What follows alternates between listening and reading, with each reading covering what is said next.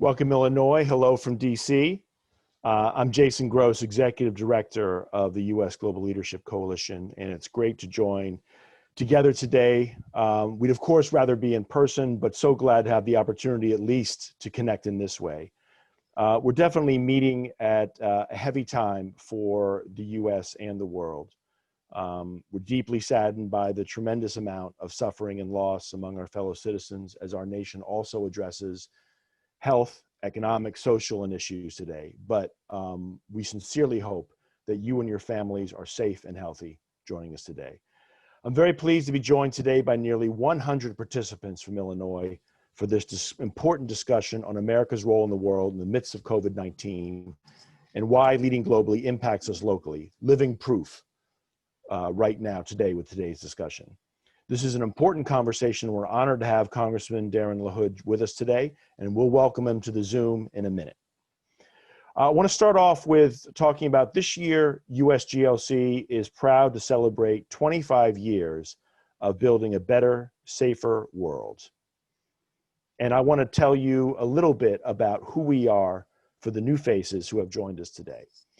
We're over 500 American businesses and humanitarian organizations, alongside our network of business, faith, military, and community leaders from across the country. Our bipartisan National Advisory Council is chaired by Secretary Colin Powell and is made up of our nation's top national security and foreign policy leaders, including most every living former Secretary of State. Our National Security Advisory Council is comprised of over 200 retired generals and 3 and 4-star flag officers. Our Veterans for Smart Power initiative is made up of over 30,000 veterans from across the country who are committed to strengthening our non-military tools. And what brings us all together is a firm belief that we live in an interconnected world and that America needs to be engaged globally to advance our interests here at home. We talk about why a tiny 1% of the overall federal budget, called the International Affairs budget, is one of the most cost-effective and powerful investments America makes. It's sometimes called the foreign aid budget, but it's so much more than that. It's our diplomats and embassies around the world and support for key allies. It's our efforts to tackle global health threats, humanitarian disasters, impacts of climate change, and the root causes of terrorism. It's our work to combat corruption, promote the rule of law, advance democracy, and universal rights and freedoms. It's our programs that open new markets for American goods and services and public-private partnerships that are providing a hand up, not a handout, to millions across the globe. It's effective, it's accountable, and it's transparent, and it delivers for the American people.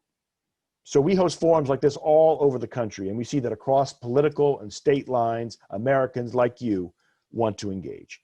COVID-19 has really underscored the importance of this fight, and we are so fortunate to be joined by an expert in Congress to help us think through all these issues. So I am pleased right now to introduce our special guest, Congressman Darin LaHood, someone you know very well. Congressman, welcome this morning. Hey, thank you so much, Jason. Appreciate it very much. Great to have you with us. Great to be with you. We know you've been hard at work to address the challenges of COVID-19 over the past months and keep the people of Illinois safe. Congressman LaHood brings a long background of public service to his work in Congress, serving as an assistant U.S. attorney and Illinois state senator before his election to the House in 2015. Throughout his time in Congress, he has been a strong supporter of development and diplomacy and one who understands the importance of America's global leadership, especially when it comes to tackling global health threats like COVID-19. First off, Congressman, how are you and your family doing today? Well, Jason, thank you. And I want to thank the U.S. Global Leadership Coalition for having me on today and for this important discussion and topic. And obviously look forward to the dialogue and questions. To your specific question, we're doing well. I'm actually in D.C. this week. But you know, my family, my wife and I have 3 teenage boys. And so we raise our family in Dunlap, Illinois, outside of Peoria. And we're doing well. We've you know, like everybody else, we've been resilient and resourceful in getting through COVID, both on the healthcare front, on the economic front, and you know, working with others in our community to make sure that we're addressing all the needs on those fronts, economic and healthcare. And so we've been fortunate to be doing well through it. Great. That is good. That is reassuring to hear. Before we dive into our discussion, you want to give a few more opening remarks, and then we'll get into to our dialogue, which we're really looking forward to. Well, thanks, Jason. And let me just acknowledge the great work that the U.S. Global Leadership Coalition does, and also just all the people that are on the call today. And thank you for your involvement in the work that you're engaged in. For those of you who don't know, the district that I represent, that I'm honored to represent, is West Central Illinois. I like to tell people I have 710,000 bosses, and that's the people that I represent throughout Central and West Central Illinois. My district covers the Peoria area, Bloomington Normal, our state capital, Springfield, Jacksonville, Illinois, and then Quincy and Macomb are part of my district. And my district borders Iowa and Missouri.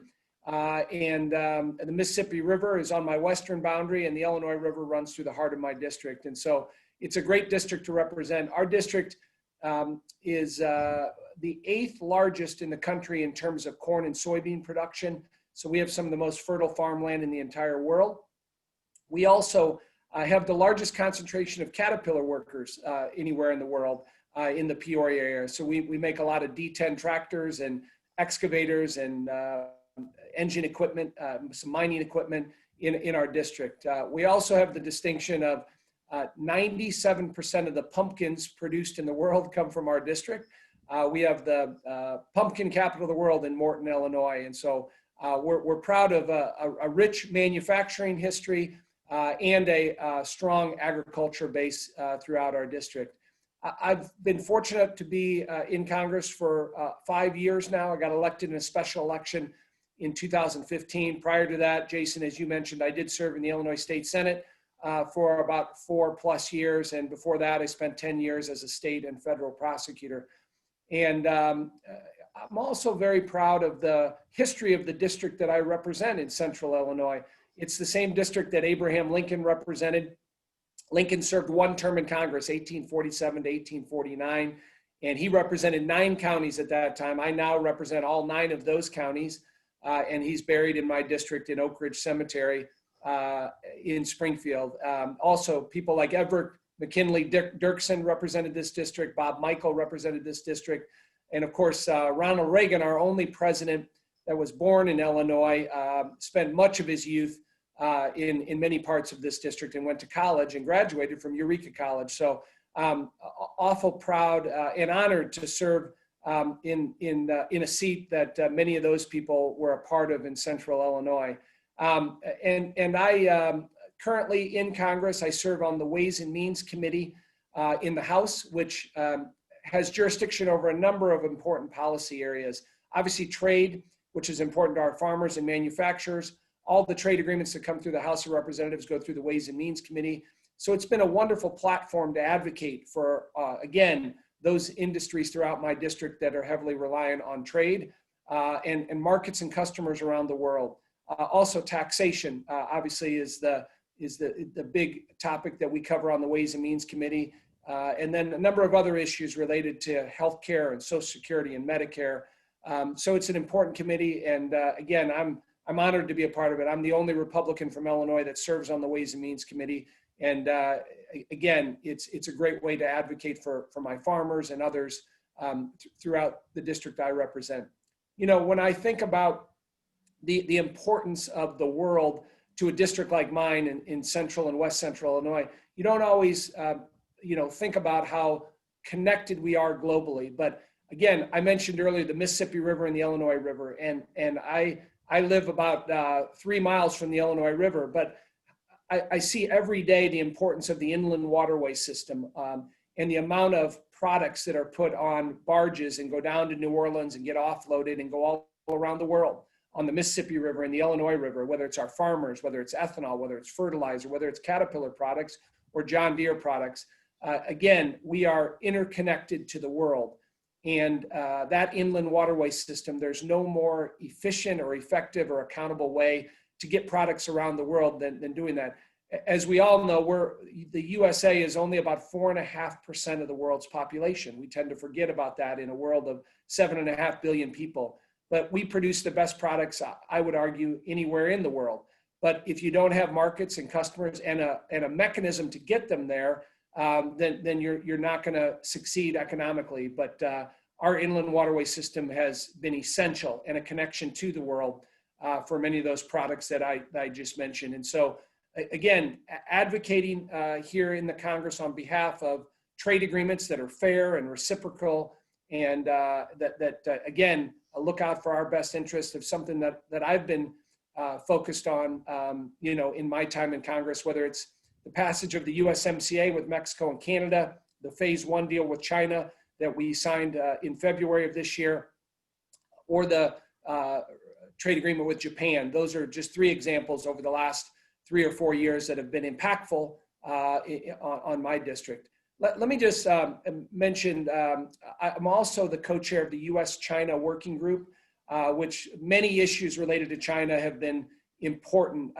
I think about a company like Caterpillar. Caterpillar has 29 manufacturing plants in China for R&D facilities. And so when we think about, again, a company like Caterpillar that has played an important role in my district and the state and the country, that relationship with China is important. But as we know, coming through COVID, there's a lot of animosity and anger built up towards China. And we've seen that with a number of bills and pieces of legislation that have come out against China, particularly related to COVID. Arguably the lack of transparency and deceitfulness and the manipulation of the World Health Organization has caused many of us in Congress to look at China and figure out, what we need to be doing to, again, hold them accountable, but also think about the vulnerabilities that we saw during COVID. Our reliance on PPE from China, generic drugs, pharmaceuticals, and that vulnerability was very palpable throughout COVID. And there's a lot of discussion now in Congress on a bipartisan, in a bipartisan manner on how we bring supply chains back to the U.S. on that. And so that's been a big topic of both the U.S.-China Working Group and the China Task Force, which I also serve on. Again, looking out for the best interests of the United States and how we, how we work towards remedying a number of these issues that we've had with China. And so I'm mentioning that just because, again, the connection to a district like mine that is arguably has many rural parts with medium-sized cities, but again, it gets back to that interconnectivity to the world and how important that is to a district like mine and in the country.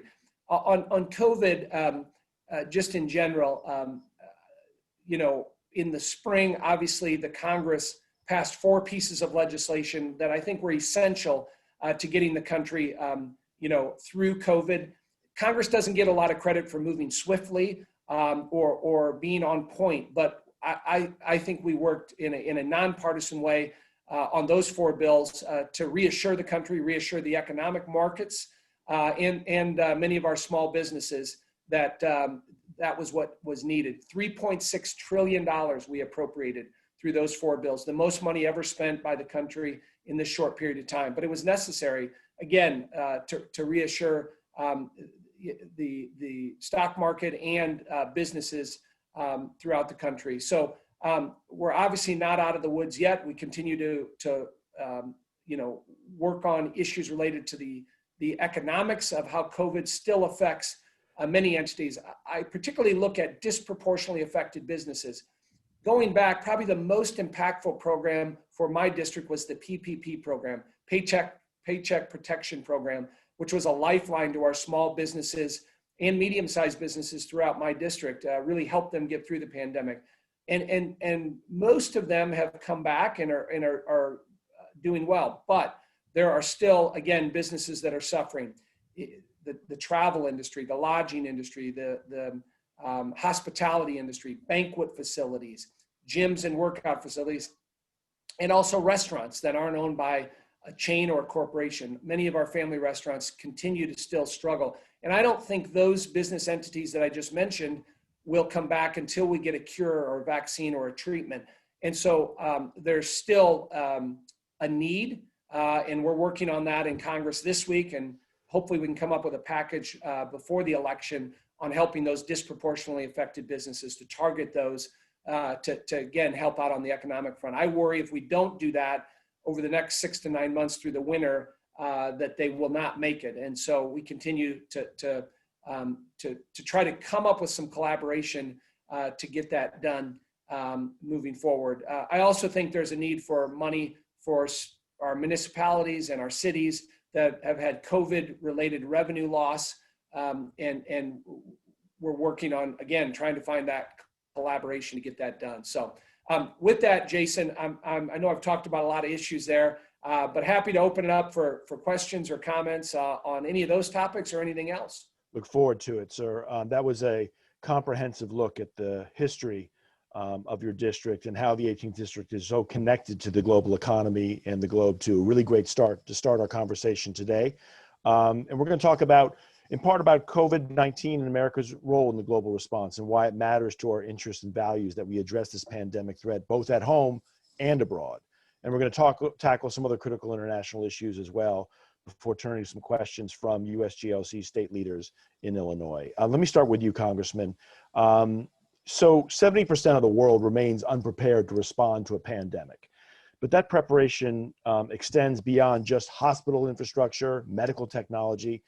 Last week, you helped launch the bipartisan Congressional International Water and Sanitation Caucus, recognizing that access to adequate water and soap for hand washing can slow and prevent diseases and viruses like Ebola and COVID-19. So can you elaborate on how this seemingly, fundamental, simple issue of water, sanitation, and hygiene can represent actually critical elements in pandemic preparedness? How does this issue underscore the importance of helping other countries respond to infectious disease threats in order to keep us safe here at home in the U.S.?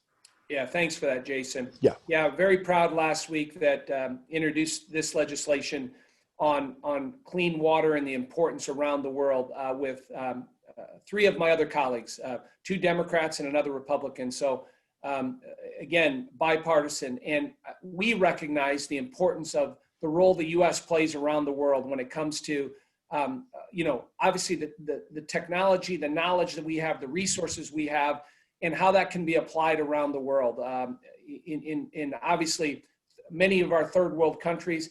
But it's simple things like clean water and sanitation and how, we take that for granted in a country that is as rich as ours and all the resources we have. But it's foundational to many countries throughout the world, whether it's in sub-Saharan Africa or in parts of South America or in Asia and other places. But we thought it was important enough to put together the coalition and to work on this. And really, it's a reflection of the U.S., the investment that the U.S. makes through our NGOs, through the USAID, through the State Department.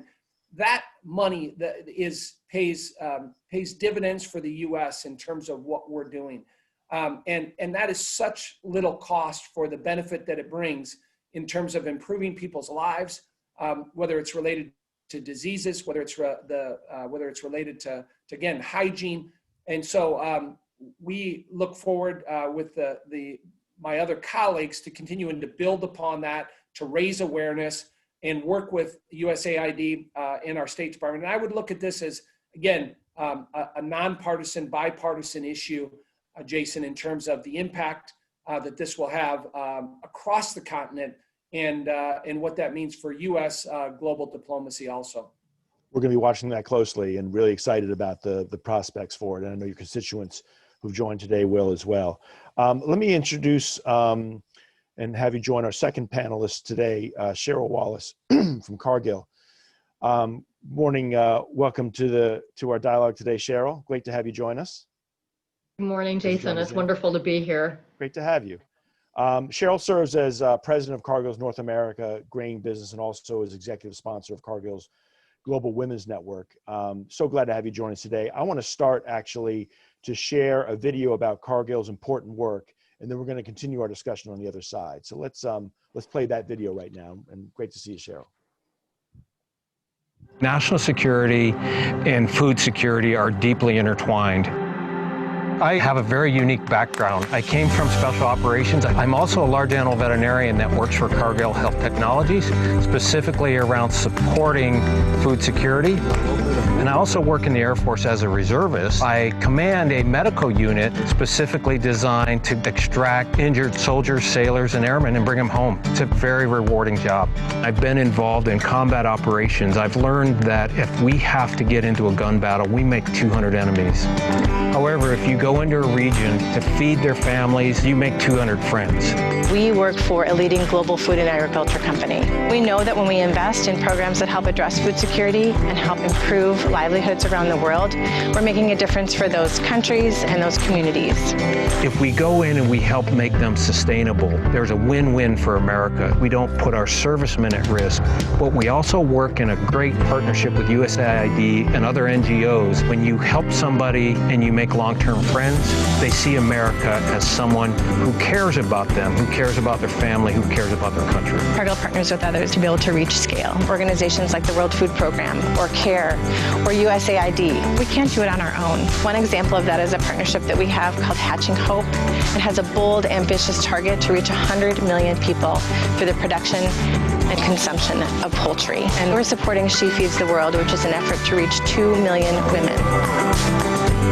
Food security isn't just about making sure that you're fed. Food security is the basis for where society can then go. Education for your children, your medical needs, these things track after you've been fed. And so some of the work that we do in terms of farmer training, linking farmers to financing, ultimately linking them to markets is how we can help smallholder producers around the world.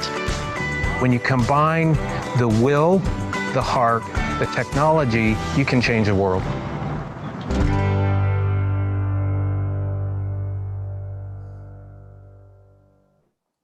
Sheryl, we saw in that great video the importance of global food security, and certainly addressing food insecurity is critical in the face of this global pandemic.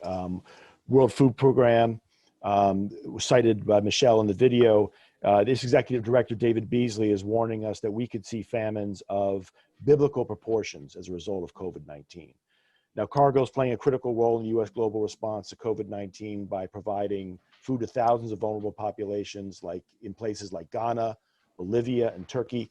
Can you share how Cargill's work to support farmers and promote food security in communities in the U.S. and around the world is central to the pandemic response, and why are businesses like Cargill uniquely positioned to help at a time like this? And Absolutely. Again, Jason, thank you so much. It's an honor to be with you today, and we so much appreciate the good work of the U.S. Global Coalition. It's important work, and as you highlight, just the opportunity to focus on food security, to bring appropriate trade practices alongside national security is really the heartbeat that helps America. And so, as you mentioned, this has been a very devastating time for much of the world. Lack of preparedness, food security has caused great challenge and continued uncertainty. And as we saw in the video, Cargill's purpose is to nourish the world and to do so in a safe, responsible, and sustainable way. And in my nearly 25 years at Cargill, I have always been drawn to our mission, and I've been very humbled by it.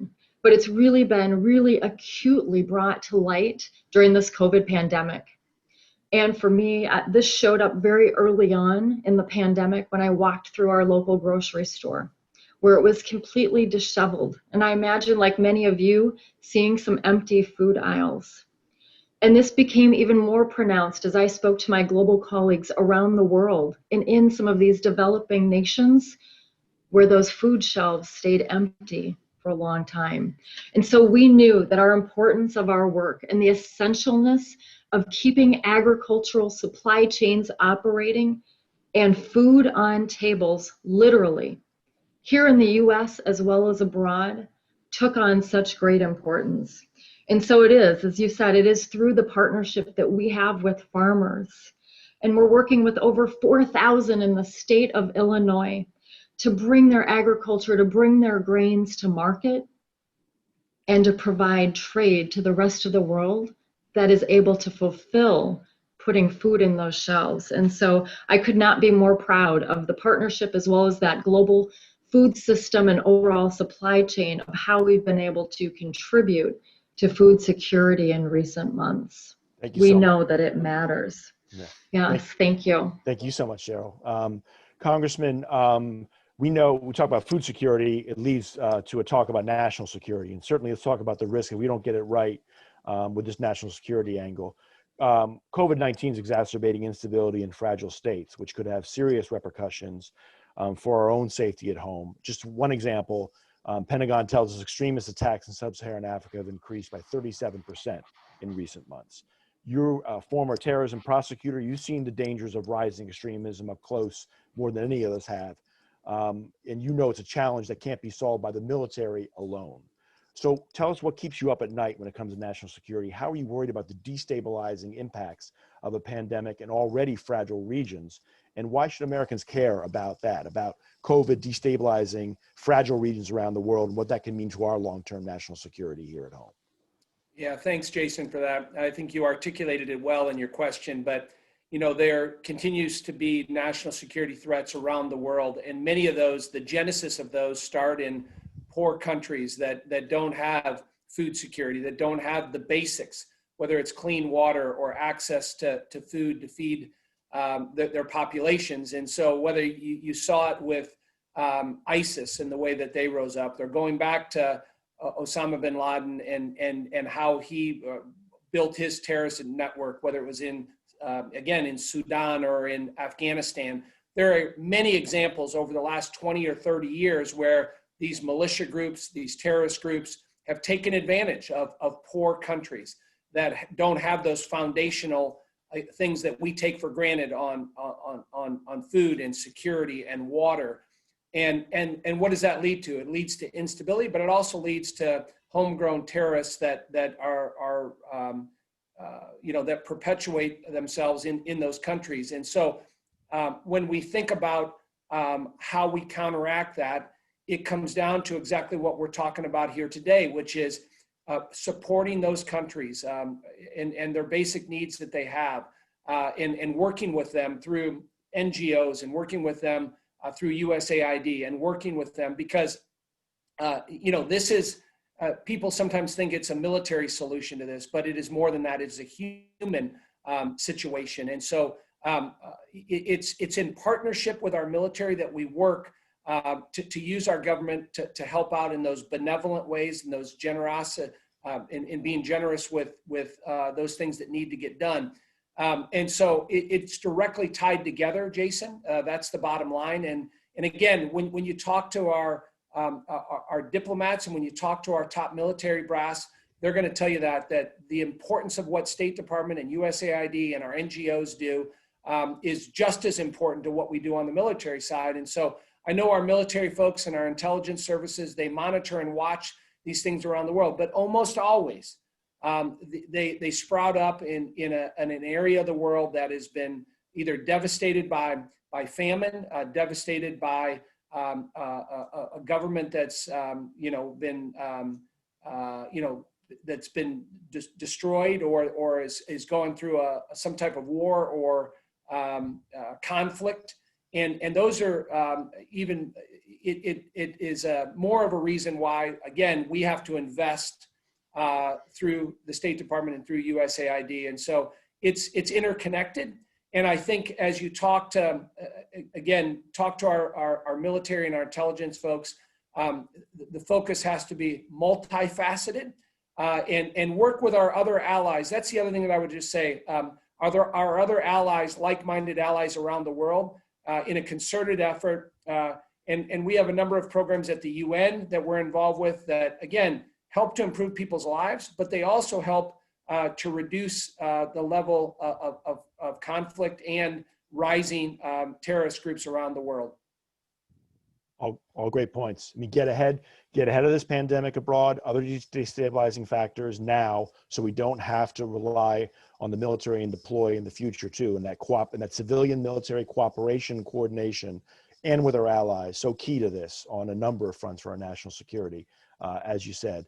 Sheryl, USGLC, we talk about national security, we also talk about our economic growth and our future and certainly the recovery from our economic situation brought on by the COVID pandemic. I mean, the fact is 50% of U.S. exports go to emerging markets, from Latin America to Africa, Southeast Asia, which are being devastated by the pandemic. Cargill's exporting business is massive. 25% of all U.S. grain exported by your company.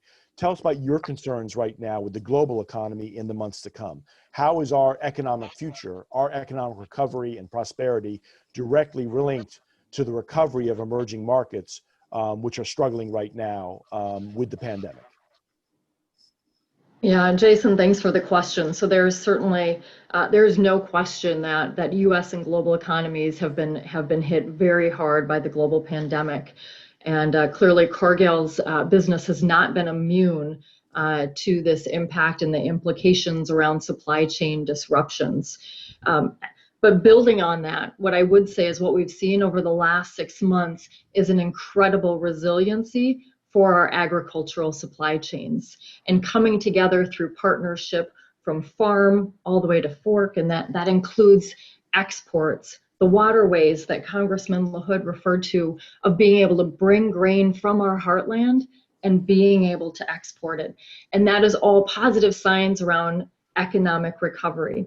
And we know that as we continue to have strong investment, have diplomacy and the right levels of engagement, strategic investments to continue to elevate these developing nations, it is a win-win, right? It is directly connected because we're able to fuel these economies. We're able to curtail famine and challenge that they might face. And when there's stability, it's good for the US, right? Because we're able to then feed the world. They're able to grow in their caloric consumptions, their economic, these are new demand channels. And by creating this growth and new demand, it has direct impact because the US food system is resilient, it's strong, and we are poised to serve the world. And so it is absolutely a win-win in terms of connecting the overall food insecurity to better our national security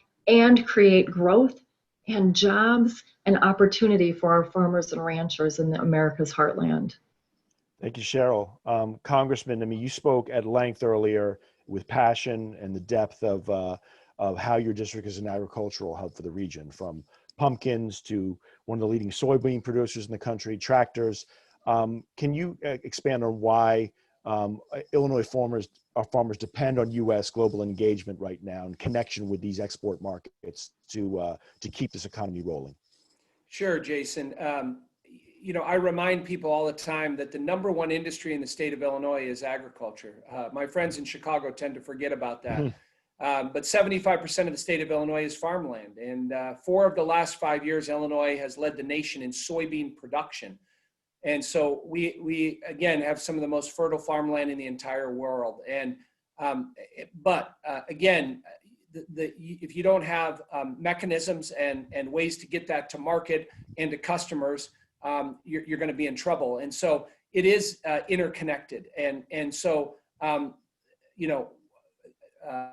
agriculture is so important to this country, and getting and feeding the world. And that's what we do. And so it's important for jobs and economic opportunity at home, but also the impact that it has on the world, and being able to, again, ship that around the world is important, and will continue to be important.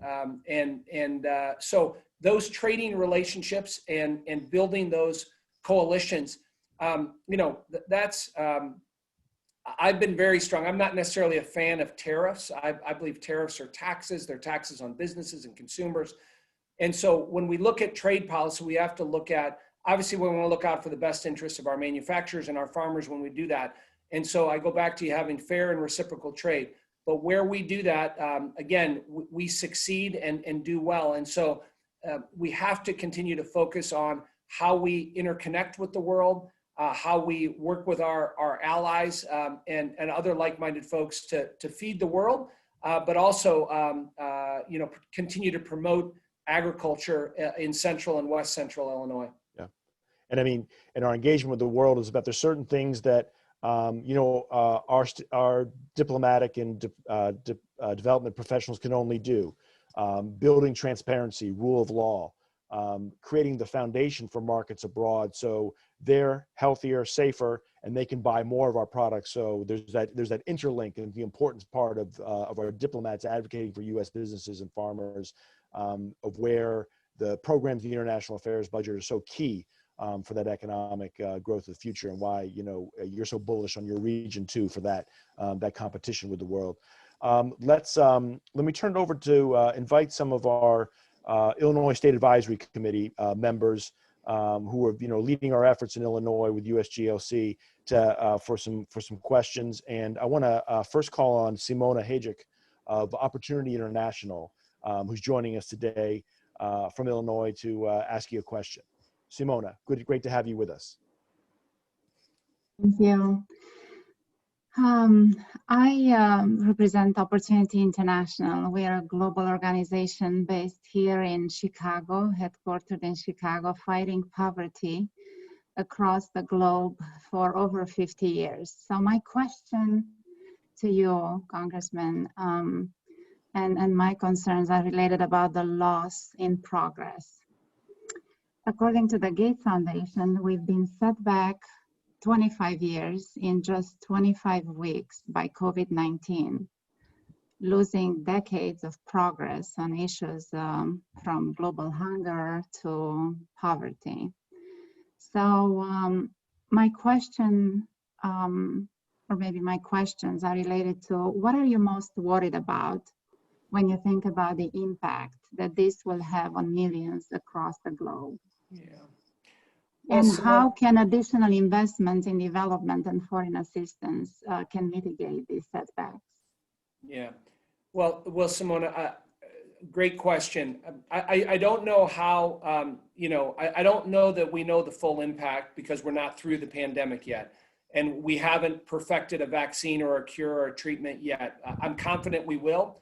And we got to remember, this is arguably a once in 100 years pandemic. We haven't had something like this. So is there going to be collateral damage? Are there going to be consequences? Of course there are.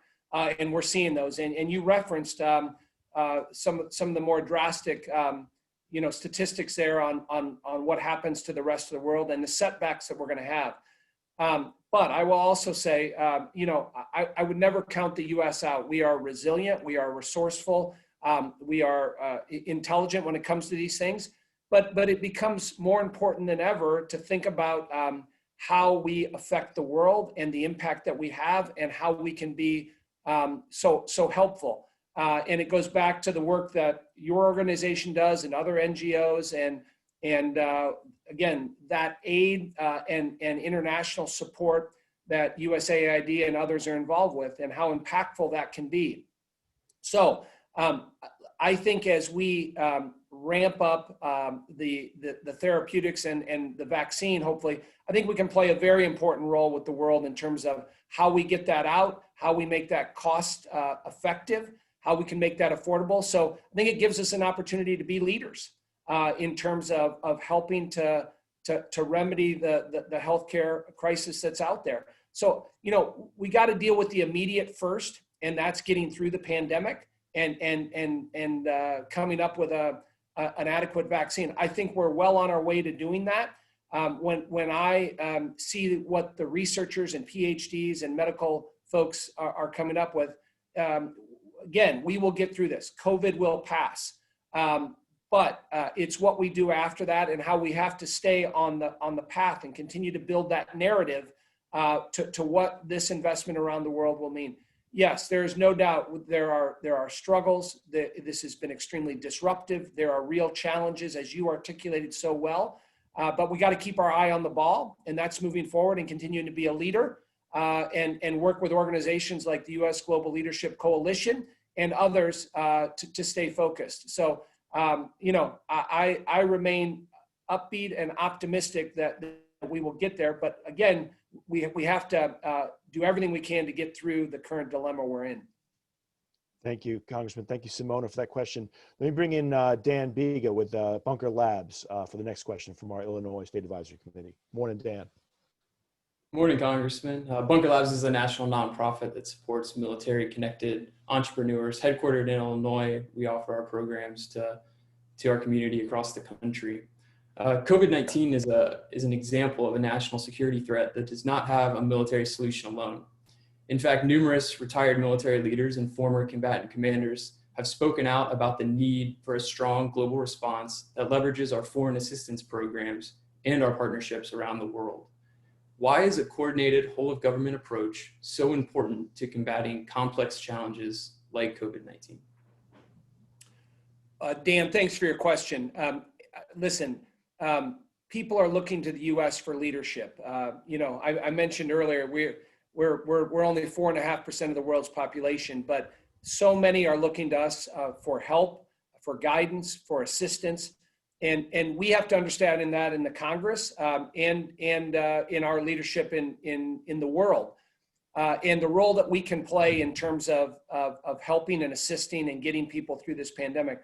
I don't think that can be talked about enough in terms of the impact that we can have. And so, speaking just as one member of Congress, we need to be aware of that and be helpful as we again work through this pandemic. And I think the best way to do that, Dan, as I just mentioned, is on obviously working on the solutions related to a vaccine or the therapeutic measures that we will have ready to go here soon, and use that to our advantage. And then it's the follow-up afterwards on that.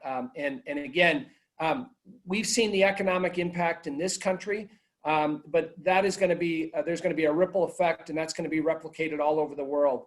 And listen, as I mentioned earlier, we're resilient. We have foundational things in place to help our country get through it. And I would never bet against the United States, but there are others that are going to struggle. And so that's when we have to strategically and otherwise look at how do we invest and how do we use our federal tax dollars to help and assist and be a leader in the world in doing that. Thank you, Dan, for that question. Let me ask Ray Drake from our state AC with the Illinois Chamber of Commerce to join us now. Good morning, Ray. Good morning. Congressman LaHood, great to see you again. Thanks for joining us this morning. Of course, I'm Ray Drake, Vice President of State Government Affairs for UPS, a global transportation and logistics leader with over 500,000 people servicing 220 countries worldwide. U.S. and Illinois companies will be critical partners in combating COVID-19 as the private sector's resources, expertise, and technology complement the work being done by government and other multilateral organizations, especially when it comes to producing PPE and developing a vaccine and the distribution, perhaps, of that vaccine. How do these partnerships leverage the strengths of both the public and private sector and make our efforts to tackle the challenge of COVID-19 even more effective? And how can Illinois businesses get involved in these efforts? Well, Ray, thanks for your question. Thanks for your leadership with the Illinois Chamber of Commerce and all your good work with UPS. I mean, you hit on a number of topics. I mean, listen, government is not going to solve this. Government is not going to get through this. So it's the partnerships with the private sector. I mean, you've already seen that obviously on the development of the vaccine and the trials and all the companies that are involved from the outside.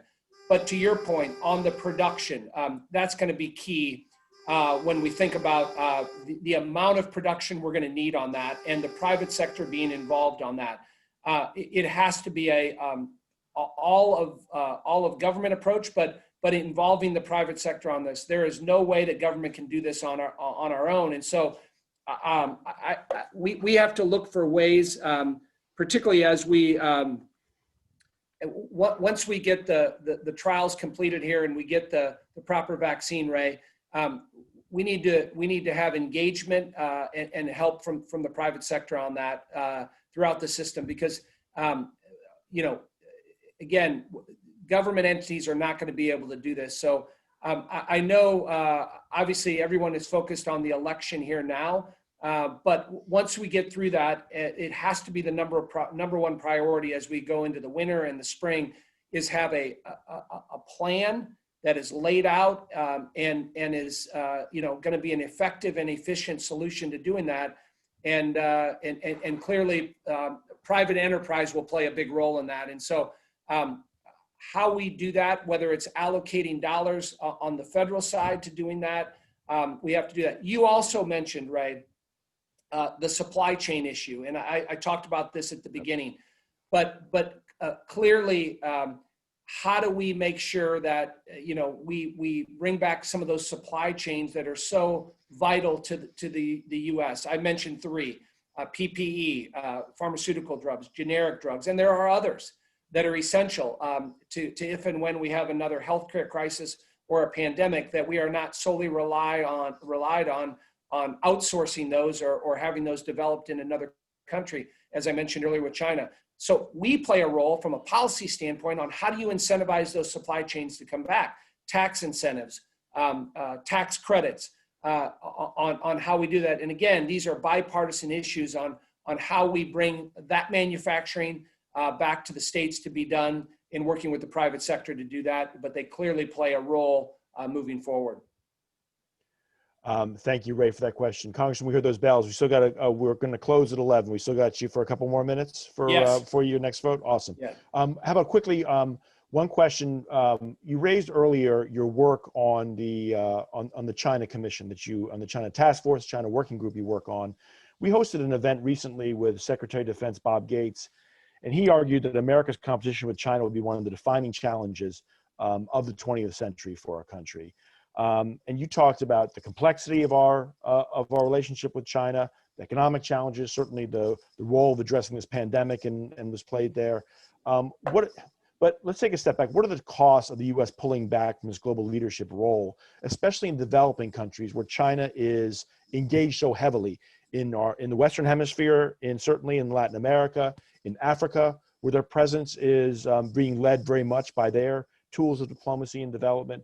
How do we leverage our development and diplomacy programs to make sure we're keeping pace, that we're not falling behind with China's influence in the developing world during this pandemic and certainly after?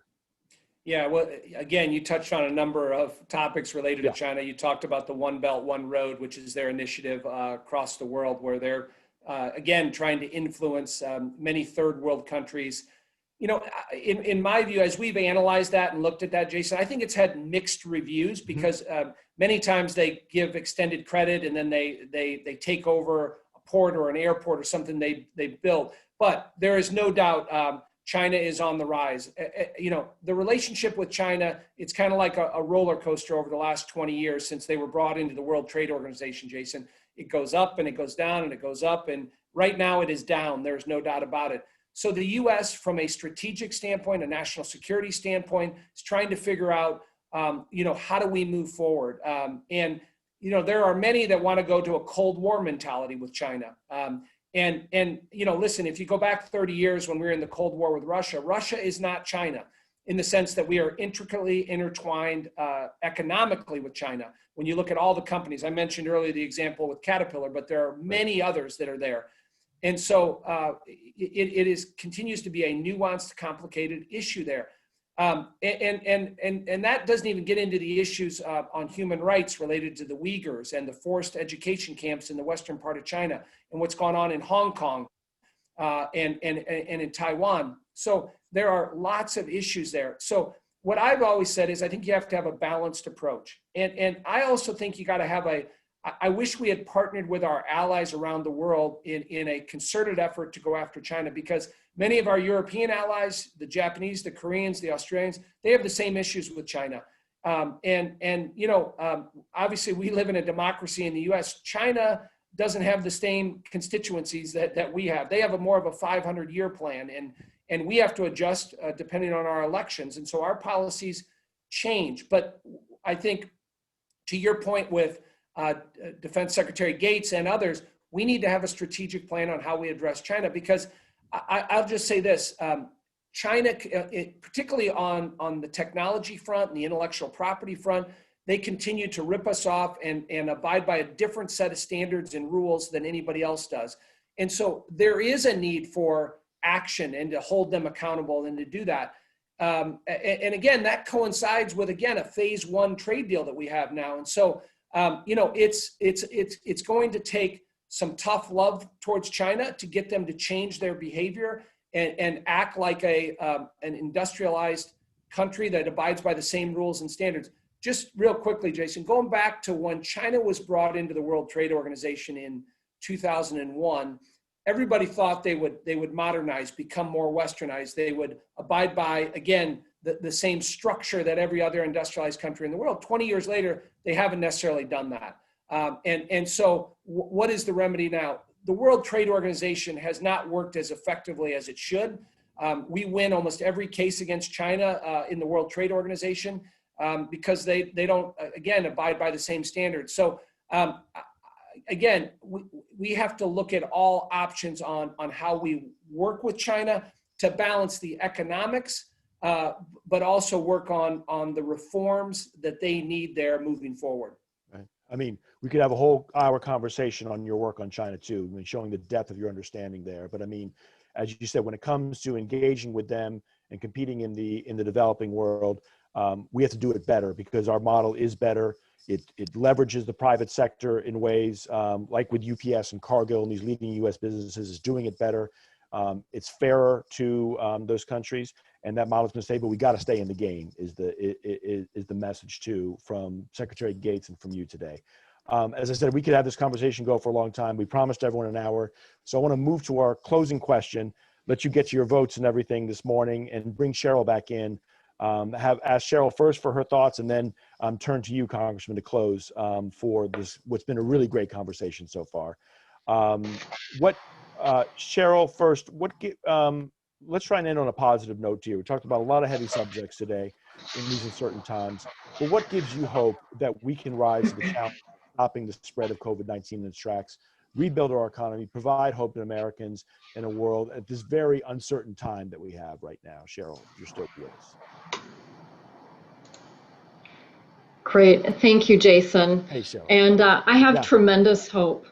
And this hope comes from the courage and dedication that I see from our workers from across agricultural supply chains and every facet that we see that's keeping things moving from places of surplus to places of deficit, that's making a very real and impactful difference around nourishing the world.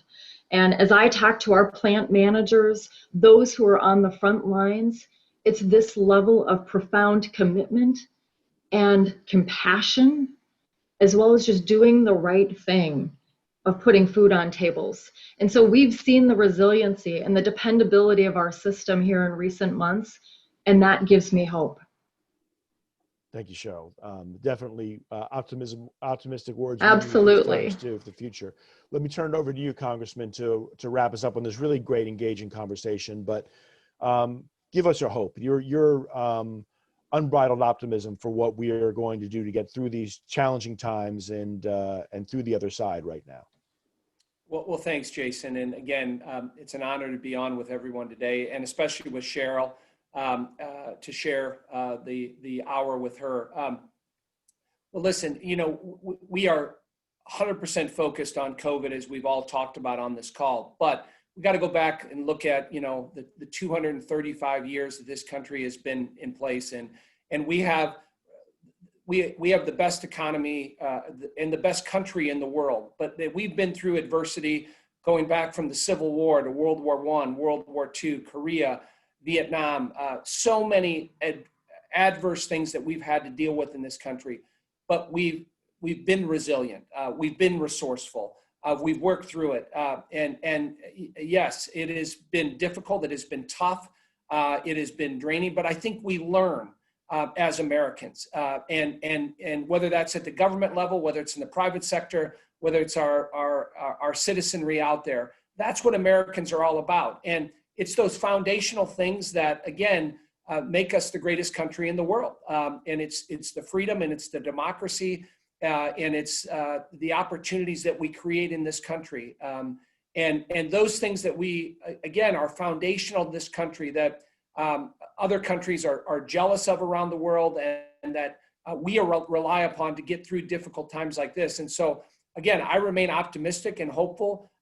Again, COVID will pass. We will get through it, but we got to learn from it. We got to be better the next time. And if you look at our history, that has been a model that we have perfected. And sometimes we got to fall on our face or have some difficult learning lessons to do that. But it's how we move forward. And I'm confident, again, in the innovation of this country, the work ethic in this country. And you know, we always talk about the American dream.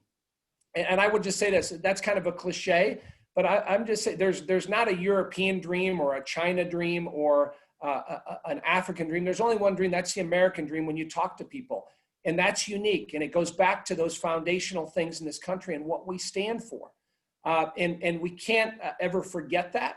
And we got to, again, from the policy side, we got to always look at how do we continue to make sure that we're perfecting that American dream for the future. And I think, again, those learning lessons will help us as we remain resilient and resourceful and move forward, working with the private sector and government entities to get through this. And I know we will. Thank you, Congressman, for that great ending to a good conversation today. We're in, USGLC, we are standing behind those leaders in Congress who are saying that to get through this, and the positive outlook right now from this crisis is to make sure that as we're addressing this COVID crisis at home, we're doing so abroad as well. So we are doing everything that we can for the national interest of this country, this global pandemic. And this conversation today with your constituents has been eye-opening again, and learning really why they are fortunate to have you representing them in Washington. I'm going to ask, we look forward to seeing you again. I'm going to ask my colleague, Robert Watson, to close our program. He works with a lot of your colleagues and constituents in Illinois with us at USGLC. And Robert, please bring us home today for a conversation. Thank you again, Congressman LaHood. Thank you, Jason. I appreciate that. And really, thank you, Congressman LaHood, for this engaging conversation during what is a very pivotal moment for our country. Also, thank you to Sheryl, Wallace, Simona, Ray, and Dan, along with the rest of the Illinois Advisory Committee, and of course, our Veterans for Smart Power as well, for joining us today. Thank you so much. We really do appreciate that you joined the conversation with Congressman LaHood. Thank him, and of course, show your support for America's global leadership. Thanking your congressperson and showing your position is really critical to promoting American leadership around the globe so that we can protect our economic interests, our national security, and of course, our humanitarian values as well. Your voice really does make all the difference. So for up-to-the-minute updates, make sure you're on our mailing list, follow us on Twitter, and join our upcoming virtual events as well. And in case you missed it, this summer, USGLC launched our Next Gen Global Leaders Network to invest in the next generation of leaders who can inspire their communities and their peers on the importance of American leadership in the world. So if you're interested in nominating a candidate or learning more about the program, please do let me know. And thanks again. We really do appreciate your time during these difficult times. I enjoy hearing from each and every one of you. So look forward to continuing the conversation, and take care. Thank you, Congressman. Everybody. Thanks everyone joining us today. We'll see you soon. Thank you. Be safe, be healthy, everybody. Thank you. Thank you.